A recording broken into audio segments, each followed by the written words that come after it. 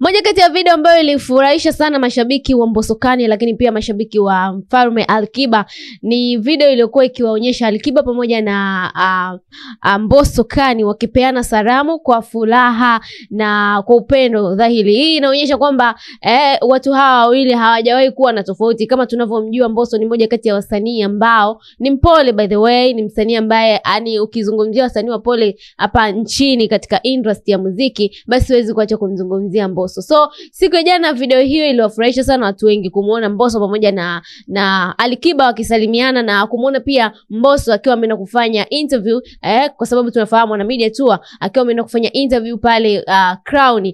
Tunafahamu kabisa kwamba Crown ni ya nani? Ni ya Mfalme Alikiba. So ni kitu ambacho kimewafurahisha mashabiki wengi, kimewafurahisha mashabiki wa Mbosso, kimewafurahisha mashabiki wa Alikiba. Lakini maswali mengi yalikuwa akijiuliza kutoka kwa mashabiki. Ina maana kwamba ukiwa pale WCB hauruhusiwi kuwa na communication na msanii mwingine ambaye kuna sintofahamu kati yako wewe na boss, ama ni kitu gani kinaendelea? Kwa sababu tunaona wasanii wengi wakishatoka nje ya WCB ndo wanaanza kuwa na urafiki ama wanaanza kuwa karibu na wasanii wa lebo zingine. Tuliona the same kwa Rayvanny, alikuwa na urafiki na alianza kuzungumza vizuri na Alikiba, lakini pia kuzungumza vizuri na Harmonize, kuwaona pamoja. We don't know kama walikuwa wazungumzi ama wanazungumza, kuwaona pamoja baada ya kutoka tu WCB. So ni kitu ambacho kinawatatiza watu wengi, na maana mikataba yao inakuwa inawabana kinamna gani, ama ni vipi, ama ni wao tu wanaamua tusimkere bosi, inabidi basi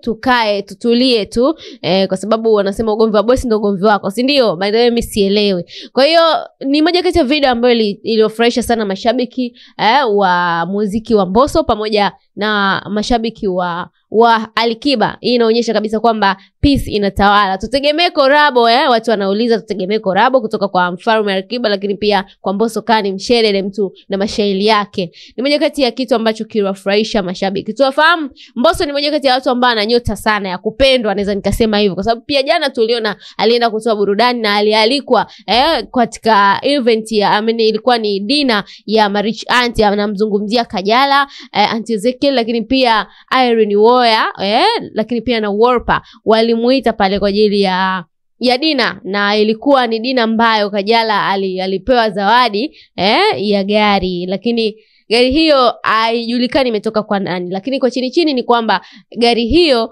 Kajala alikuwa akidunduliza kwa muda mrefu. Kwa hiyo wao kama Marich Auntie wana program zao ambazo zinaendelea, kwa hiyo wakaona is better pesa ambayo wamepata, Irene Uwoya akashauri waende wakaimalizie na kuenda kumsurprise rafiki yao gari hiyo. Ni kitu kizuri, by the way, tunaona wanafanya vizuri. Anyway, story yangu ilikuwa ni Mbosso, lakini tumeguza kwa Marich Auntie. This is Galaxy Media, Girl Vibe, Call me Jojo TZ. Tukutane baadaye na kupenda.